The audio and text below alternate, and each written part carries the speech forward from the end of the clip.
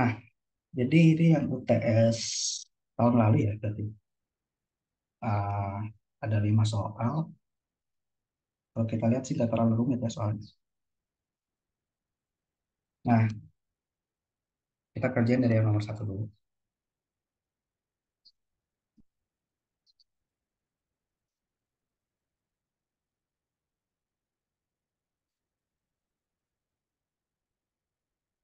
Nah, jadi kalau yang nomor satu ini, itu tentang apa sih namanya?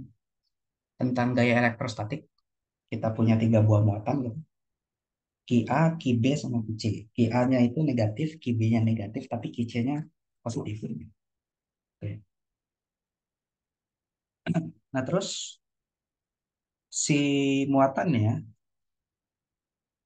itu ditaruh sedemikian rupa sehingga sistemnya itu setimbang gitu, ya, antara Ki A sama Ki B. Artinya dia bakal total gaya yang bekerja pada si sistem ini bakal jadi nol.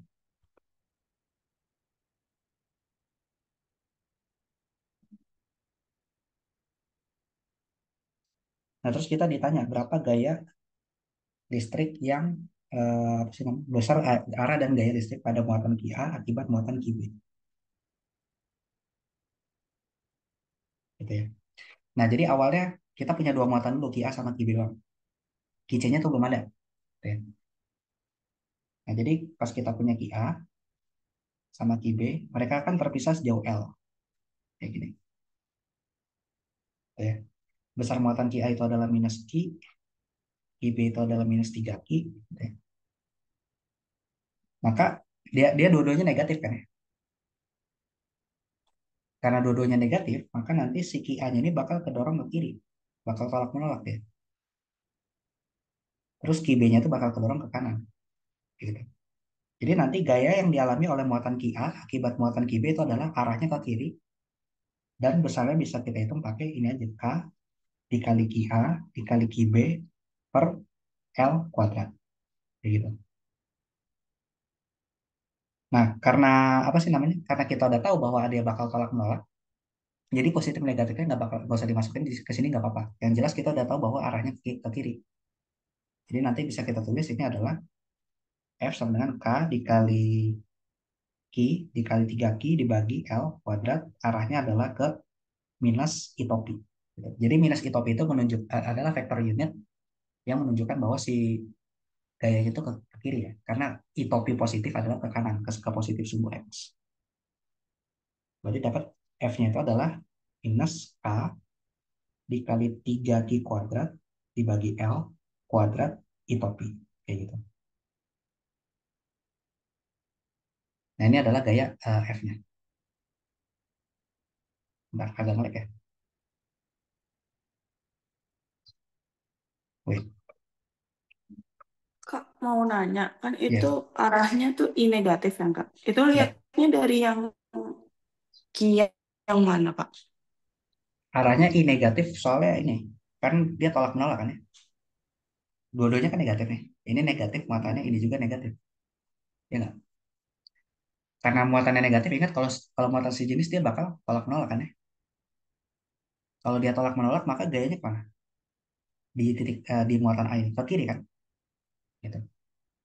Nah, ingat kalau kita punya koordinat, ada sumbu X, ada sumbu Y, gitu. Kan kita label sumbu X itu adalah I ya. Label sumbu Y itu adalah J. Tapi I yang positif itu arahnya ke kanan. Sementara kita tahu bahwa gayanya itu arahnya ke kiri, makanya di sini aku kasih I negatif. Gitu. Oke.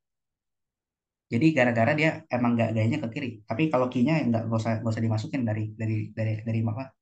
Dari muatan yang mana tanda negatif ya. Itu nggak usah dipeduliin. Jadi kita gambar diagram gayanya dulu, terus key-nya kita ambil nilai mutlaknya aja, besarnya doang. Kebayang nggak? Kebayang Kak. Oke. Nah, terus kalau yang B-nya, nah sekarang baru muatan yang C-nya tuh ditaruh gitu ya. Muatan yang C-nya tuh ditaruh di sistemnya, maka posisinya ada di mana gitu supaya tiga-tiganya tuh setimbang. Nah, supaya tiga-tiganya setimbang, kan kita punya 3 muatan ya, ini ki A, ini ki C, ya, ini ki B. Nah, muatan muatan Qi C itu harus positif. Terus muatan Qi A-nya itu kan minus Qi. Terus Qi B-nya itu minus 3 Qi. Nah, muatan Qi C-nya itu harus positif supaya kenapa? Supaya nanti antara Qi A sama Qi C dia bakal saling tarik menarik kayak gini. Terus antara Qi C sama Qi B dia juga tarik menarik. Jadi nanti gayanya bakal saling menetralkan atau menghilangkan gitu ya. Nah, yang ini kita kasih nama FCA, yang ini kita kasih nama FCB kayak gitu. Nah, kan kita pengen cari tahu nih posisi dari muatan Qi C itu ada di mana. Kita misalin aja. Misalnya dari A ke C itu jaraknya adalah X. Kayak gini. Nah, kan tadi dari A ke B dia jaraknya adalah L, ya. Maka dari C ke B jaraknya adalah berapa?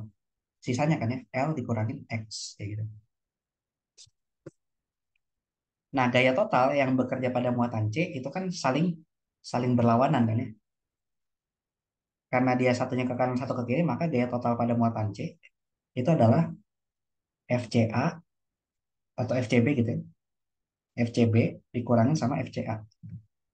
Karena arahnya berlawanan, jadi kita kurangin gitu. Terus pas sudah kita kurangin dia nilainya harus sama dengan nol karena setimbang gitu ya. Nah, berarti kita dapat dari sini K FCB itu kan berarti IC dikali QB dibagi RCB kuadrat ditambah K bukan tambah dikurang dikurangin K IC dikali QA dibagi RCA kuadrat sama dengan 0 kayak gini. Nah, ini kan QC sama K-nya coret. Jadi nanti kita dapat QB per QA ya, sama dengan RCB per RCA kuadrat kuadrat kayak gitu. Yang mana RCB itu adalah ini ya. Dari C ke B itu L min X. RCA itu adalah dari C ke A, yaitu X. Berarti kalau kita tulis ini QB per QA sama dengan L min X kuadrat dibagi sama X kuadrat. Kayak gitu. Nah, QB-nya itu tadi berapa? QB-nya itu kan tadi adalah 3 Q ya. Terus QA-nya itu adalah Q. Berarti kalau kita masukin 3 Q dibagi Q sama dengan L min X dibagi X kuadrat kuadrat. Gitu. Nah, ini biar dapat X-nya berapa, tinggal kita akarin aja terus. Ini kita akarin, yang ini kita akarin. Jadi kan nanti kita bakal dapat yang kiri itu jadi akar 3 sama dengan L min X dibagi X. Berarti dapat L min X sama dengan X akar 3. Berarti dapat X-nya berapa? X-nya adalah L dibagi 1 plus akar 3. Kayak gitu. Oke. Nah, ini adalah posisi di mana si muatan KC-nya harus berada supaya nanti sistemnya itu bakal setimbang. Kayak gitu. Oke.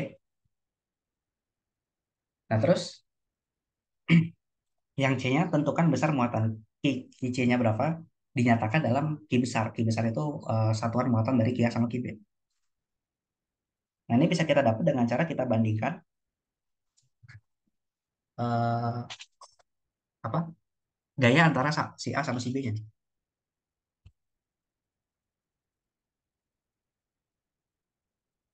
Nah, tadi kan kita punya 3 muatan ya. Ki A, terus ini Ki C, ini Ki B. Kayak gitu. Nah, si Ki A itu bakal ketarik sama Ki C, kayak gini. Tapi di saat yang bersamaan dia juga bakal ketarik sama Ki B, kayak gini. Gitu. Jadi si Ki A nanti bakal punya gaya FAC gitu ya. FAC itu akibat dia ketarik sama si Ki C. Sorry, bukan ketarik ya, kedorong. Di saat yang bersamaan dia bakal kedorong sama Ki B karena kan Ki A sama Ki B tanda muatannya sama ya. Jadi dia ketarik FAC ke kanan, tapi kedorong sama FAB ke kiri. Tapi ingat sistemnya setimbang. Berarti FCA atau FAC dikurangin FAB itu nilainya juga harus sama dengan 0.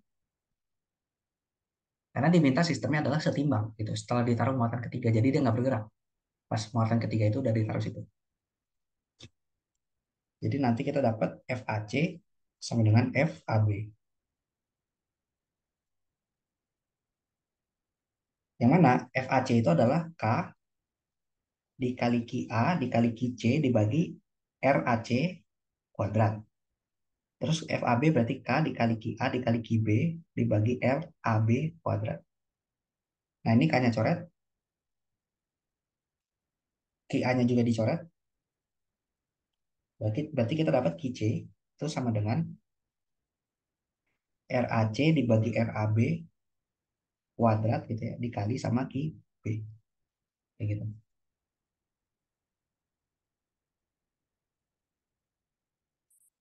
Nah RAC itu kan adalah jarak dari A ke C. Jaraknya apa? Jaraknya adalah X tadi yang udah kita cari. RAB itu adalah jarak dari A ke B, yaitu sama dengan L. Berarti kalau kita masukin semuanya, ini X dibagi L kuadrat dikali Ki B. Ki B-nya itu adalah tadi besar muatan Ki B berapa? Besar muatan Ki B itu adalah plus 3 Ki kan ya. Berarti ini dikali 3 Ki. Kayak gitu. Nah, nanti X-nya udah kita dapat, yaitu L dibagi 1 plus akar 3.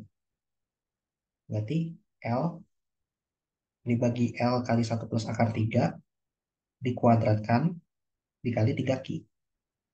Berarti Ki C adalah 3 Ki dibagi 1 plus akar 3 kuadrat.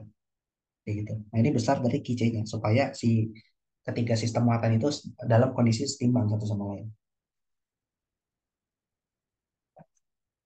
Oke, sampai sini ada pertanyaan?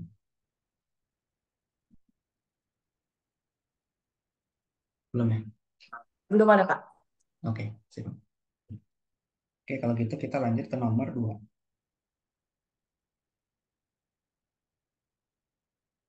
Nah, yang nomor 2, jadi kita di sini punya sistem muatan ya, yang mana di dalamnya ini kita punya suatu muatan titik yang eh, punya muatan nilainya negatif. Gitu. Terus habis itu di bagian luar ini ada kulit bola konduktor tebal. Jadi ini konduktor. Yang aku arsir warna biru ini konduktor. Kayak gitu. Nah, terus ditanya, dengan menggunakan hukum Gauss, tentukan besar medan listrik untuk daerah R lebih kecil dari A, antara A dan B, dan R lebih besar dari B. Gitu. Nah, kalau R lebih kecil dari A, itu berarti di daerah yang sini. Kan A itu jari-jari dari bola konduktornya, berarti di daerah yang sini nih. Di dalam dari bola konduktornya, yang di daerah kosongnya ini. Nah, berarti tinggal kita terapkan hukum Gauss. Kan kita di dalam itu punya muatan titik gitu ya, sebesar minus Q. Ya kan? Muatan titiknya. Nah, terus, apa sih namanya?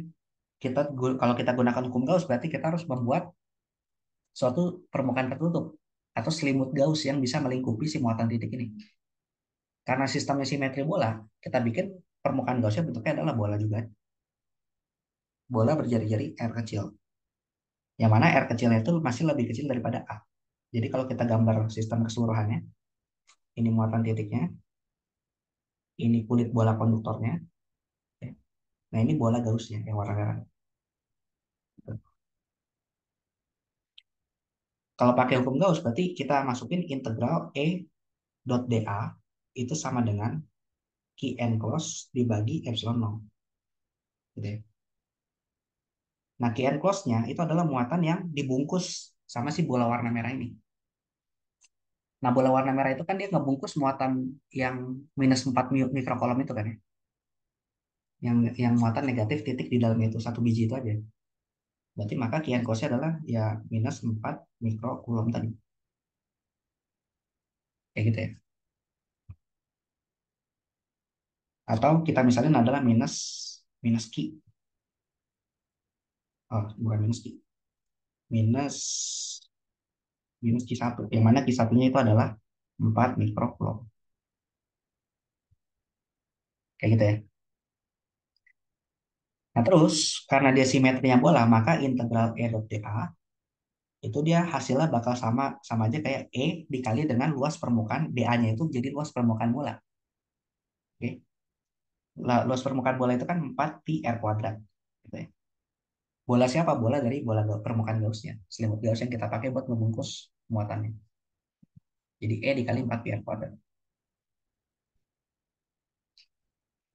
Nah ya udah kan integral E dot D-nya kita udah dapat. Kian cos kita udah dapat. Maka kita tinggal gabungin.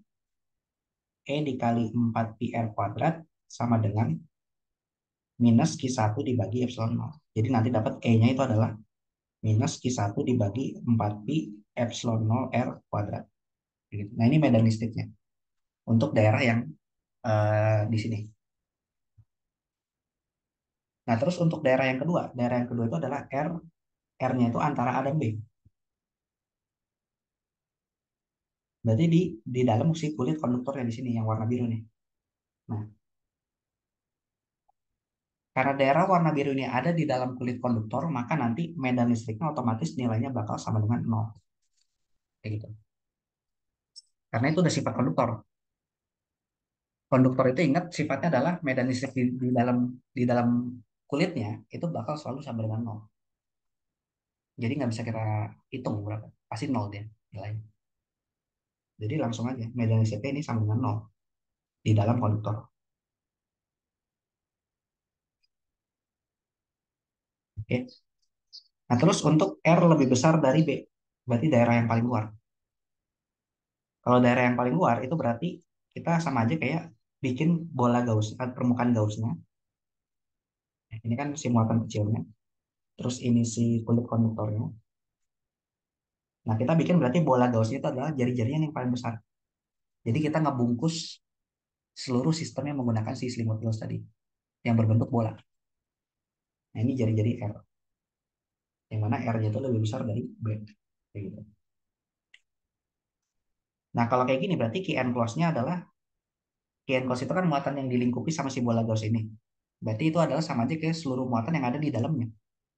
Itu muatan dari si muatan minus Q ini ditambah sama muatan dari si kulit bola konduktor ini. Yang di soal itu besarnya adalah Q besar ya, yang Q besar itu 6 mikrokulom. Berarti minus Q ditambah Q besar. Itu Q besarnya adalah 6 mikrokulom. Kayak gitu. Oke. Nah, berarti kalau kita masukin hukum Gauss, kan ini integral E dot dA sama dengan Qn close dibagi epsilon nol. Nah, integral E dot dA-nya itu sama, yaitu tetap E dikali 4 pi R kuadrat. Karena kan sekarang apa si selimut Gauss yang paling luar juga bentuknya tetap bola kan ya. Berarti ini sama dengan minus Q plus Q dibagi epsilon nol. Atau medan listriknya di bagian paling luar itu adalah Q dikurangin Q kecil dibagi 4 pi epsilon nol R kuadrat. Kayak gitu.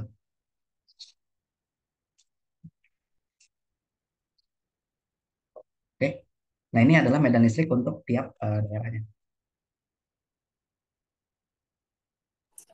Aku mau nanya, kan itu awalnya tuh integral E dikali dA ya. Ya. Terus kenapa integralnya bisa hilang, Kak? Nah, karena kan kita mengintegralkan DA ini apa? DA ini kan Lalu, adalah partisi dari luas, ya nggak? Ketika kita mengintegralkan, sama aja kayak kita menghitung luas dari seluruh bendanya. Bukan benda sih, hmm, permukaannya gitu ya. Nah, permukaan yang kita punya kan adalah bola. Bener. Maka ini sama aja kayak luas dari permukaan bolanya gitu. Kayak gitu. Makanya integral hilang. Karena pas kita mengintegralkan sama aja kayak kita menghitung luasnya. Kayak gitu ya. oke, Kak. Ada lagi? Udah, itu aja. Oke. Nah, berarti sekarang yang C-nya. Jika seluruh sistem dilingkupi oleh kubus dengan sisi-sisinya D, tentukan flux listrik total yang menembus permukaan kubus tersebut. Nah, jadi si sistem tadi kita punya muatan negatif di dalam sama si kulit bola di luar ini, kita kurung di dalam suatu kubus. Kita kurung di dalam suatu kubus kayak gini. Oke. Yang mana sisi panjang sisinya itu adalah D, teman. Nah, berapa flux yang menembus kubus ini? Nah, ide kuncinya di sini adalah, ingat, flux itu kan adalah integral E dot dA kan ya? Integral E dot dA. Nah, ini adalah flux, flux listrik yang menembus suatu permukaan tertutup. Dan kalau permukaan tertutup, maka integral E dot dA ini bakal sama dengan Q enclosed dibagi epsilon nol. Nah, ini dari hukum Gauss. Oke? Artinya, buat ngitung fluxnya, kita nggak usah peduli nih panjang-panjang si kubusnya itu berapa. Yang jelas adalah karena si kubus itu eh, mengurung seluruh sistemnya, si bola konduktor sama si muatan titik kan ada di dalamnya semuanya kan ya. Artinya Q enclosed-nya itu bakal sama dengan ini kan ya, bakal sama dengan minus Q ditambah plus Q. Nah, berarti fluxnya itu adalah tinggal Y dikurangin minus Q dibagi epsilon nol aja. Kayak gitu. Tanpa harus kita capek-capek menghitung luas dari si kubus atau dan lain-lainnya gitu. Dan medan listrik di kubusnya itu berapa. Kayak gitu ya. Oke. Oke, Kak. Nah, sekarang kita lanjut lagi. Itu nomor 2-nya habis. Berarti ke nomor 3. 3 dan 4 ya.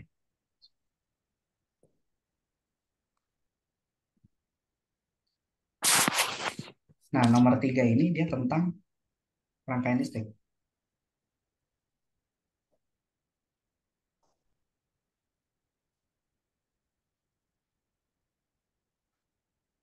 Nah, jadi di nomor 3 ini kita punya rangkaian listrik kayak gini. Ada R1, R2, nilainya diketahui gitu ya. Terus habis itu ada R beban gitu, dihubungkan sama suatu beban. Beban itu kayak misalkan lampu atau lain, pokoknya alat-alat rumah tangga yang membutuhkan listrik. Nah, terus ditanya nih, berapa tegangan tegangan yang keluar di sini kalau misalkan rangkaian ini tidak dihubungkan dengan beban gitu ya. Jadi belum ditempelin ke bebannya. Nah, ini tegangan yang keluar ke sini berapa?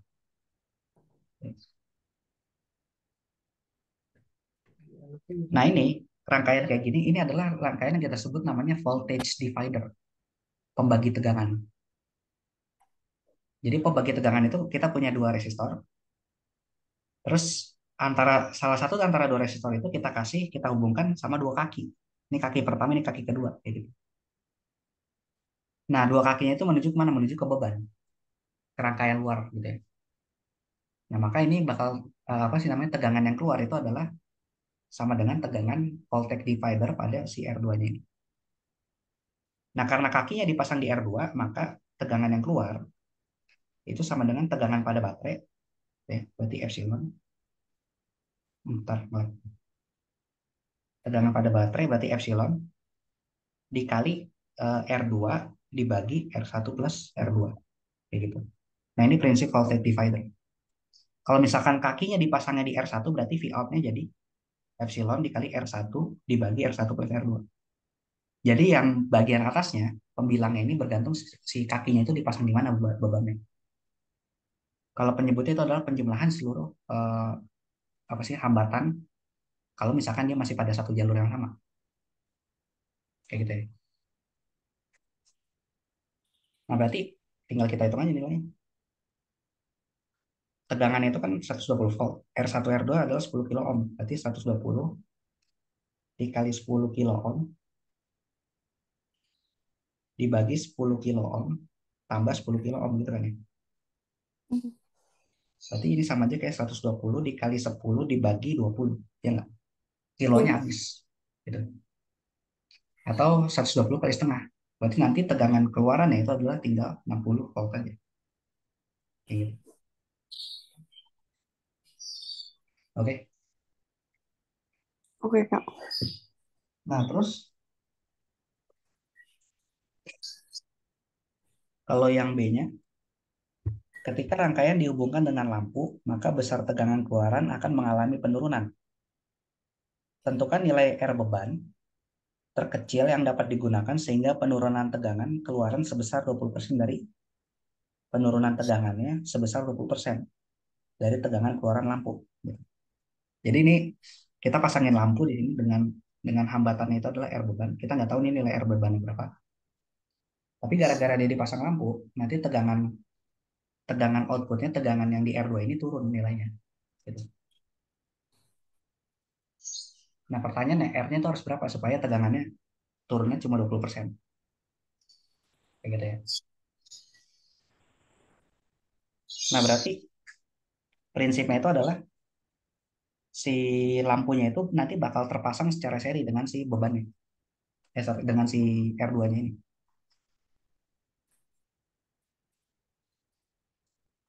Nah kalau dia terpasang seri, maka tegangannya tuh bakal kebagi lagi gitu kan ya. Bentar.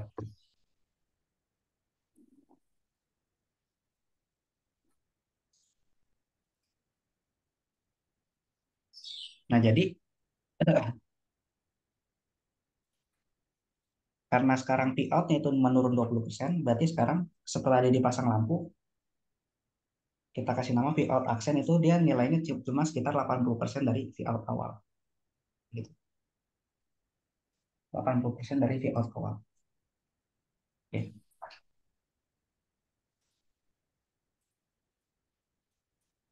Nah, tapi rangkaiannya itu jadi sekarang kita punya ini kan ya. Jadi kayak gini rangkaian. Ini S1, terus ini si R1 ini, terus ini R2 gitu ya.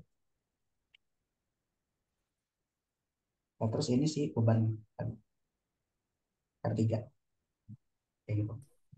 Sorry, bukan terpasang seri berarti, terpasang paralel. Tapi harusnya jadi berkurang gara-gara dia dipasang sama hambatan ketiga ini. Nah, berarti caranya itu adalah tinggal kita ini aja. Tinggal kita cari hambatan penggantinya berapa nih. Kita gabung dulu R2 sama R3. Kan dia terpasang paralel kan ya. Hmm. Kalau kita cari hambatan penggantinya berarti satu per R paralel itu sama dengan satu per R 2 ditambah satu per R 3. Kayak gitu. Yang mana R paralelnya berarti nanti jadi R2 plus R2 dikali R3 dibagi R2 plus R3. Oke. Oke, Kak. Nah, terus arus listriknya, arus listrik yang mengalir di apa sih namanya? Di tegangan di hambatan paralel ini. Tuh, kan ini R1, ini R paralel gitu ya. Kalau udah digabung kan jadi satu. Arus listriknya yang ngalir ini sama, sama kayak yang ngalir di R1. Gitu. Yang mana arus listriknya yang mengalir itu adalah sama dengan tegangan si baterainya S1 dibagi sama R1 plus R paralel. Gitu. Jadi nanti kita bisa cari tegangan pada si apa hambatan paralelnya nih atau VRP gitu ya. Itu adalah I dikali RP. Berarti S1 dikali S1 per R1 plus RP dikali dengan RP. Kayak gitu. Hmm. Nah, yang mana VRP ini itu dia nilainya sama dengan 80% dari tegangan keluaran tadi. Kayak gitu. Jadi gara-gara dia dipasang paralel, tegangan yang di rangkaian paralel itu turun dia nilainya. Kayak tadi misalkan kita di awal kan punya tegangan itu adalah 60 volt. Itu sebelum si R2-nya itu dipasang sesuatu. Tapi karena dipasang sesuatu arusnya kebagi, nanti tegangan totalnya jadi turun. Jadi tinggal sisa 80% dari nilai awalnya. Kayak gitu ya. Berarti ini bisa kita hitung. Jadi E1 itu tadi berapa sebenarnya? 120 ya. Berarti 120 dibagi R1 plus RP gitu ya. Dikali RP sama dengan 80% P out. Berarti 80% itu kan 8 per 10 ya. Hmm. Atau 4 per 5 gitu. 4 per 5 dikali V out. V out-nya itu adalah tadi 60. Berarti dari sini kita dapat 2 RP. Gitu ya. Kita coret 120 sama 60. Sama dengan 4 per 5 dikali R1 plus RP. Atau 10 RP sama dengan 4R1 minus tambah 4 RP. Jadi nanti dapat R paralelnya itu nilainya harus sama dengan berapa? 4R1 dibagi 6 dibagi 6 ya. Ya, 4R1 dibagi 6. Berarti jadi 2/3 dari R1. Oke. Nah, Kenapa sementara tadi, kenapa? kenapa dibagi 6? Ini kan 4RP pindah ke kiri jadi gimana? Oh iya. Iya. Jadi 10 kurang 4 kan ya? Makanya 6. Hmm. Oke. Nah, RP itu kan kalau kita pecah jadi tadi apa? RP. Ini kan ya, Eh, R2 per R2 R3 R2. dibagi R2 plus R3. Nah, itu kita masukin R2 R3 dibagi R2 plus R3. Nah, yang kita cari kan R3-nya ya. Angka apa? Si hambatan bebannya itu berapa? Berarti sama dengan 2/3 R1. Berarti kalau kita jabarin R2 R3 sama dengan 2/3 R1 R2 ditambah 2/3 R1 R3. Gitu. Nah, yang ada R3 kita jadiin satu ruas.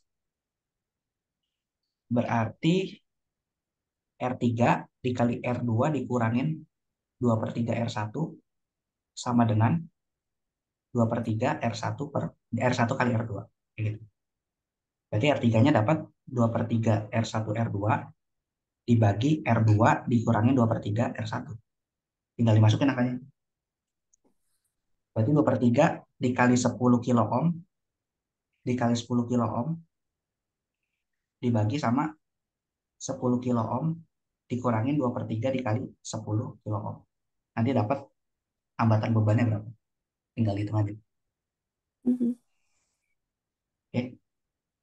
Oke, Kak. Nah, terus yang C-nya, jika rangkaian sekarang dihubungkan dengan sebuah lampu yang memiliki bebannya itu adalah 20 kilo ohm. Tentukan daya listrik yang digunakan oleh lampu. Oke. Nah, jadi sekarang R3-nya itu adalah 20 kilo ohm. Pertanyaannya berapa? Berapa dayanya? Nah, kalau misalkan R3-nya 20 kilo ohm, berarti kita cari dulu arusnya. Arus yang ngalir di R3 tadi. Arusnya itu adalah ini ya. Ini. Jadi yang kita pakai adalah kita tinggal pakai dua persamaan yang udah jadi aja. Ini,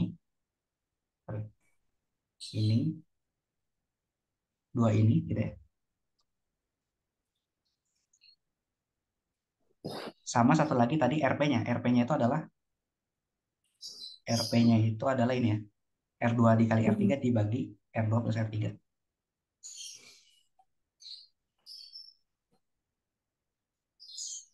Oke. Yang mana R3-nya itu sekarang dikasih tahu di soal yang C-nya itu adalah sekitar 20 kilo ohm.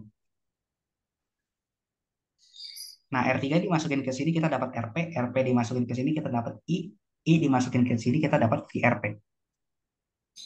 Gunanya kita nyari VRP itu buat apa? Buat nyari daya, daya disipasi pada R3. Ingat, daya disipasi itu adalah tegangan pada rangkaiannya. Jadi tegangan pada si R3 dikalikan arus yang lewat di R3. Kayak gitu. Tegangan pada R3 kan sama dengan RP. Terus arusnya sama dengan I yang ini. Berarti kalau kita masukin semuanya, ini jadi I kuadrat dikali RP. Kayak gitu. Atau E1 per R1 plus RP dikuadratkan dikali dengan RP. Yang mana RP-nya itu adalah ini. Kayak gitu. Oke, Oke, Kak. tinggal dihitung aja. Nah, terus yang nomor 4,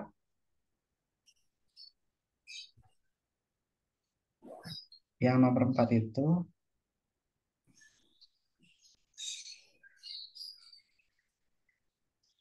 nah kita punya dua kawat ya sekarang. Sorry, tiga kawat.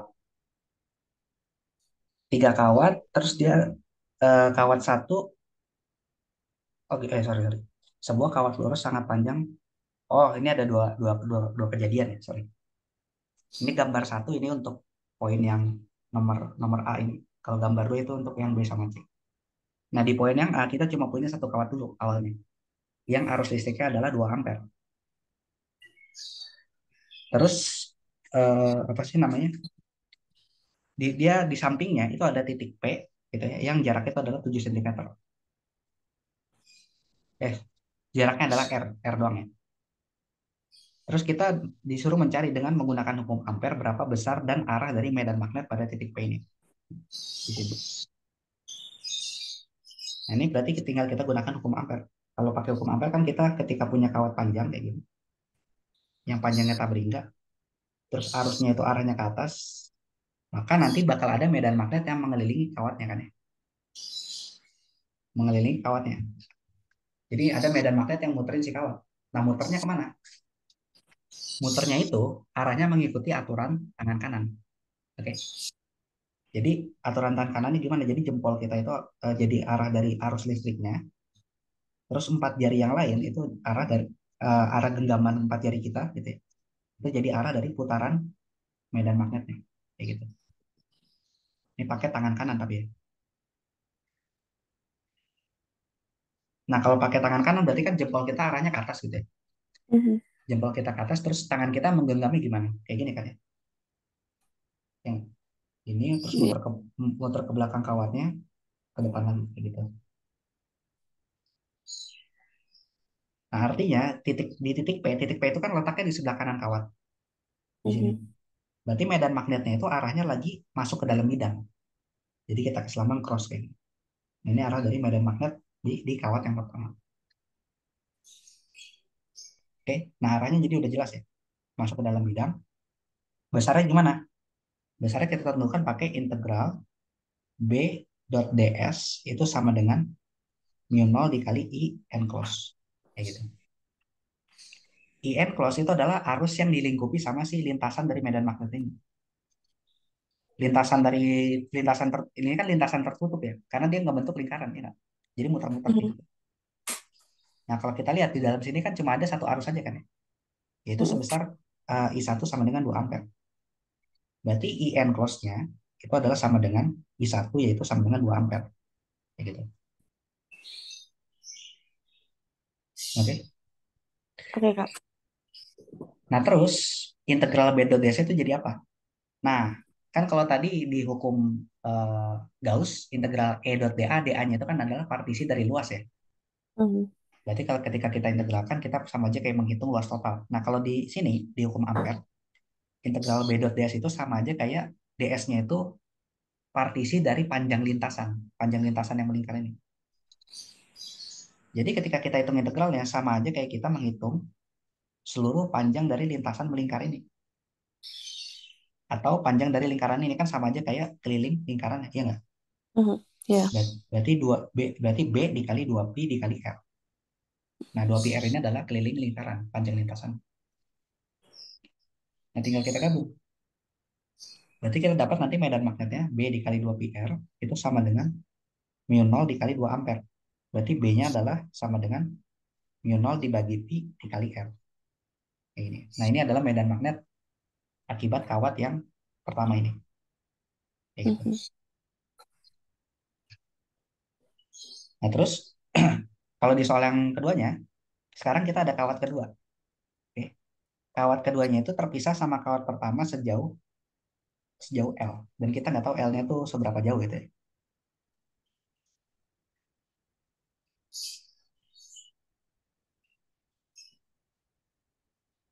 Nah, tapi dikasih tahu bahwa medan magnet total yang ada di titik Q ini, yang mana titik Q ini terpisah sejauh 4 cm dari kawat pertama, itu medan magnet totalnya sama dengan 0. Nah, ditanya, berapa besar dan arah dari arus listrik di kawat yang kedua? Kan ini belum tahu ya arahnya kemana sama besarnya. Sama satu lagi besar gaya magnet persatuan panjangnya, arahnya kemana? Pada kedua kawat ya. Pada kawat kedua. Nah, jadi kita cari dulu nih di titik Q. Kita punya kawat pertama, gitu ya. Arah arusnya itu ke atas I1. Ini titik Q. Nah, ini kawat kedua. Arah arusnya kita nggak tahu. Tapi medan magnet di titik Q sama dengan nol. Nah, ingat titik Q itu kan letaknya ada di mana? Ada di sebelah kanan dari kawat pertama, ya nggak? Mhm. Artinya medan magnet di titik Q akibat kawat pertama itu arahnya pasti ke dalam. Ini B1-nya ke dalam. Kayak gitu. Dan tadi B1-nya kita udah hitung adalah nilainya adalah ini kan, mu 0 dibagi pi R. Tinggal R-nya diganti jadi jarak dari sini ke sini aja. Itu tadi berapa di soalnya? 4 cm ya? 4 cm. Nah, kalau supaya medan magnet di titik ini sama dengan nol, maka medan magnet yang dihasilkan sama kawat kedua itu arahnya harus keluar bidang. Kan B1 ke dalam, Mhm. maka B2 itu harus keluar. Supaya dia terjadi B1 minus B2 sama dengan nol. Jadi medan magnetnya saling apa? Saling meniadakan gitu ya. Gitu. Kalau B1 sama dengan kalau B1 minus B2 sama dengan nol, maka kita dapat B1 sama dengan B2. Nah, pertanyaannya, supaya B2-nya keluar, arus listriknya tuh harus kemana? Gitu. Ya kita gunakan aturan tangan kanan lagi aja. Kita misalin ke atas dulu coba, arus I2-nya. Kalau dia ke atas, berarti kan jempol kita ke atas. Ya nggak? Mhm. Berarti nanti medan magnetnya muternya gimana? Kayak gini kan ya? Ini terus masuk masuk ke dalam di sebelah kanan, muter ke Mhm. belakang kawatnya, keluar lagi di sini. Mhm. Ya nggak? Jadi Iya, Kak. supaya supaya dia keluar, arah arusnya harus ke atas. Karena ngikutin diagram ini kan ya? Mhm. Ya gitu. Oke, ya udah. Jadi solve tuh arah arah arusnya kita tahu. Nah, sekarang tinggal kita cari besarnya. Nah, B1 itu adalah mu 0 dibagi pi dikali 4 cm. Berarti 4 kali 10 pangkat min 2. Gitu. Nah, B2 itu kita cari pakai hukum ampere lagi. Kalau kita cari pakai hukum ampere itu nanti kita bakal dapat persamaan itu mu 0 dikali I2 dibagi 2 pi dikali jaraknya dari kawat kedua ke sini. Nah, kan antara kawat satu sama kawat dua jaraknya itu L ya, yaitu 7 cm. Mhm. Berarti ini 2 pi dikali 3 cm. 3 kali 10 pangkat min 2. Gitu. Nah, dari sini dapat kan ya? Mhm. Mu 0-nya habis, pi-nya habis, terus apa lagi? Ya tinggal dipindah ruas. Berarti I2 sama dengan, kalau 10 pangkat min 2-nya habis juga, berarti I2 sama dengan 3 dikali 2 dibagi 4. Atau sama dengan 3 per 2 ampere. 1,5 ampere ya. Kayak gitu. Oke? Kak, Iya. Kenapa? mau nanya tadi yang kalau yang B2 tuh dari persamaan yang mana ya, Kak? B2, carinya pakai hukum ampere lagi, pakai ini lagi. Jadi integral Oh. B dot ds sama dengan mu 0 dikali IN cos. Cuma kalau di loop yang untuk yang I2 ini, yang loop warna merah ini kan IN close sama dengan apa? Sama dengan I2 aja kan ya? Ya Mhm. nggak? Karena yang di dalam lingkaran merah itu cuma kawat I2 aja. Terus Oke. integral integral B dot ds-nya itu sama aja kayak keliling dari lingkaran yang merah ini. Mhm. Gitu. Jadi sama aja kayak B dikali 2 pi R juga. Tapi R-nya yang ini. Jarak dari si kawatnya ke titik Q-nya itu. Oke. Oke, Kak. Nah, terus kalau soal yang C-nya, besar gaya magnet per satuan panjang pada kawat kedua dan kemana arahnya. Nah, jadi gini. Jadi kan tadi si kawat pertama itu dia ada arus arus listrik arahnya ke atas. Terus kawat kedua dia juga punya arus listrik arahnya ke atas. Kayak gini. Nah, terus si kawat pertama ini dia menghasilkan medan magnet kayak gini kan muternya. Ya, pas kena kawat kedua, medan magnet dari kawat satu itu arahnya kemana? Ke dalam kan ya. Mhm. Nah, ketika kawat berarus kena medan magnet gitu ya, maka dia bakal menghasilkan gaya magnet. Yang gaya magnetnya itu bisa kita cari pakai F sama dengan I dikali L cross B. Yang mana L ini adalah panjang dari si kawatnya. Tapi dia vektor. Jadi punya panjang, punya arah. Nah, arahnya ngikutin siapa? Arahnya adalah ngikutin arus I2-nya ini aja kemana. Jadi gaya magnet yang bekerja pada kawat 2 itu sama dengan besar arus dari kawat 2 dikali panjang kawat 2 dikali cross dengan medan magnet kawat yang pertama. Gitu ya. Karena dia ditembus oleh medan magnet B1. Nah, medan magnet B1 itu kan tadi adalah mu nol dibagi PR kan ya.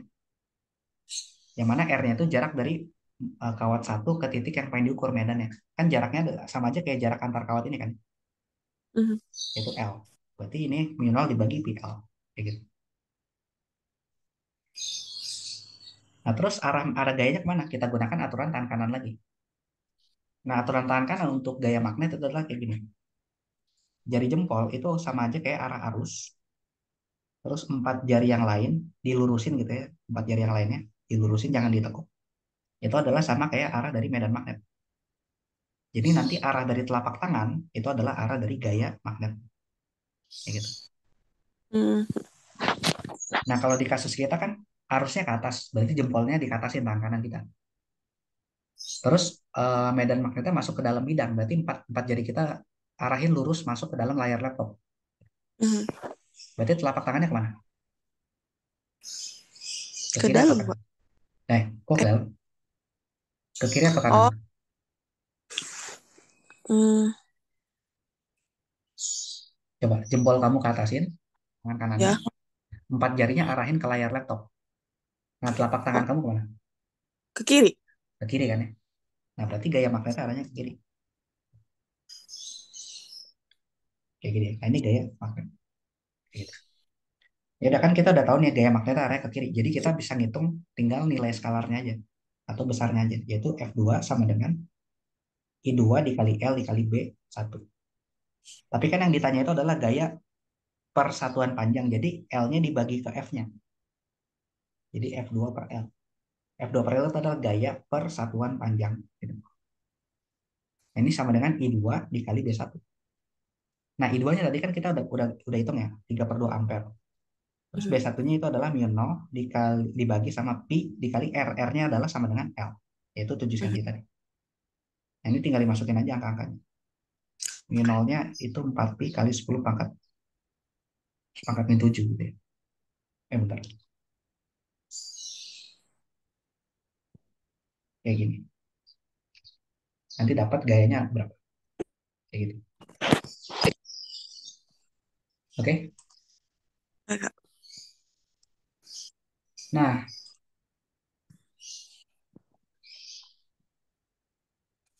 terus sekarang nomor 5. Yang nomor 5 ini kita punya dua muatan gitu ya. Q1 sama Q2 ditempatkan pada bidang XY. Koordinatnya adalah minus 2,0 itu untuk Q1 sama 2,0 untuk muatan Q2. Tentukan potensial listrik di pusat koordinat. Nah, berarti kayak gini aja.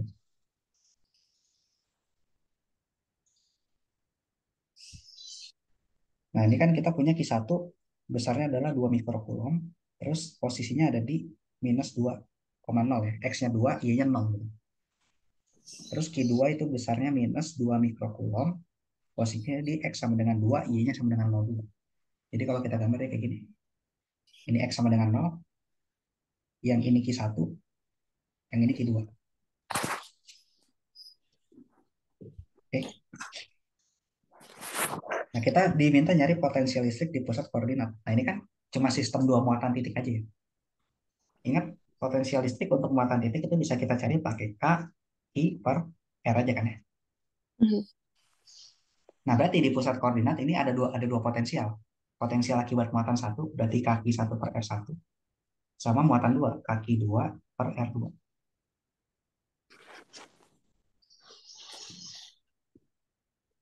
Nah, berarti potensial listrik di sini adalah totalnya. Kita jumlahin. Berarti V1 tambah V2. Ini potensial listrik di titik pusat. V0. Berarti V0 sama dengan K, Q1-nya itu berapa? 2 mikrokulom ya. Berarti 2 kali 10 pangkat min 6. R1 itu adalah jarak dari muatan satu ke sini. Jaraknya kan adalah 2 ya. Iya. Berarti dibagi 2. Ditambah sama Q2 K. Q2 itu kan minus. Nah, minusnya ini harus masuk ke dalam perhitungan. Berarti minus 2 kali 10 pangkat min 6 dibagi sama jaraknya juga 2. Kayak gitu. Oke. Nah ini Oke. kalau kita lihat berapa jadi totalnya? 2K/2. Dua, gimana? 2K/2 Kak. 2K/2. Yang ini minus 2K/2 kan ya? Mm-mm. Kalau jumlahin jadi Habis. habis ya, jadi nol. Benar. Berarti potensialnya jadi nol di pusat koordinat. Kayak gitu. Karena muatannya kebetulan ya jaraknya sama kan ya, sama-sama 2 meter, terus tandanya berlawanan. Jadi nanti ya potensialnya bakal jadi nol di tengah-tengah. Jadi tinggal kita jumlahin kayak ngejumlahin angkanya. Nah terus kalau yang B-nya, tentukan usaha yang dilakukan oleh gaya listrik untuk membawa muatan listrik ketiga, yaitu Q3 sama dengan 5 mikrokulon, dari titik yang sangat jauh hingga menempati pusat koordinat. Nah berarti ingat usaha itu adalah usaha yang dilakukan gaya listrik itu adalah sama aja kayak negatif dari energi potensial sistem. Jadi sekarang di pusat koordinat itu ada muatan ketiga. Jadi ini kan Q1, ini ada Q3, ini ada Q2. Ini buatannya 2 mikrokulom, ini tadi berapa? 5 mikrokulom. Ini minus 2 mikrokulom. Gitu. Nah, energi potensial buat naruh muatan ini ke sini, sorry, usaha gitu ya, itu adalah negatif dari energi potensial sistem. Yang mana energi potensial sistem itu adalah sama aja kayak energi potensial antara muatan satu sama muatan 3 gitu ya, ditambah sama energi potensial antara muatan 3 sama 2 gitu. Oke. Nah, ditambah juga sama energi potensial antara muatan satu sama 2. Gitu ya.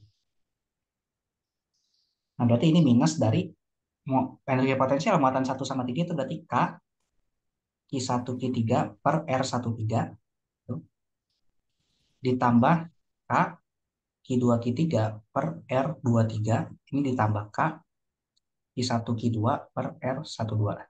Gitu ya. Tinggal dimasukin kan K-nya bisa keluarin semua. Q1 Q3. Q1 itu positif, Q3 itu positif. Jaraknya berapa nih dari Q1 ke Q3? 2. 2 ya. Ini Mhm. juga 2. Kalau dari Q1 ke Q2 berarti adalah jaraknya 4. 4. Kayak gitu. Berarti ini 2 kali 10 pangkat min 6 kali 5 kali 10 pangkat min 6 dibagi 2 ditambah minus 2 kali 10 pangkat min 6 dikali 5 kali 10 pangkat min 6 dibagi 2 ditambah lagi sama ini. Yang belakang itu adalah 2 kali 10 pangkat min 6 dikali minus 2 kali 10 pangkat min 6 dibagi 4. Kayak gitu. Nah berarti jadinya berapa nih? Yang tengah ini habis kan ya? Mhm. Jadi tinggal sisa yang belakang aja. Yaitu K-nya itu kan adalah 9. 9 kali 10 pangkat 9. Ini minus, ketemu minus jadi plus. Plus 4 per 4 kali 10 pangkat min 12. Berarti jadinya 9 kali 10 pangkat min 3 Joule. Nah ini usahanya. Kayak gitu ya. Oke, Kak. Oke. Terus yang terakhir, yang C. Tentukan energi potensial sistem ketiga muatan ini ketika Q3 sudah berada di pusat koordinat 0. Nah ingat, energi potensial itu apa? Tadi. Negatif dari kerja kan. Tadi kan kita udah ngitung kerjanya. Adalah Mhm. ini. Berarti energi potensial tinggal kita minusin aja. Berarti jadi minus 9 kali 10 pangkat 9 Joule. Kayak gitu. 10/3 bukan, Kak? Oh ya, Min sorry. 3. Min 3. Sorry, sorry. 10 pangkat min 3 Joule. Kayak gitu. Oke. Oke. Oke. Soalnya cuma 5 kan ya? Kamu tahu. Ya, cuma 5. Oke, ya udah. Sampai sini ada yang mau tanya lagi? Belum ada sih, Kak. Oke. Kalau belum ada mungkin kita cukupkan dulu ya. Soalnya aku pengen siap-siap Jumatan. Oh Nanti iya, Kak. kalau ada pertanyaan bisa PC aja. Oke, Kak. Oke, kalau gitu ya udah. Aku cukup dulu ya. Ya, Good luck. makasih, Kak. Oke, good luck Thank you, Kak. belajarin. Bye-bye.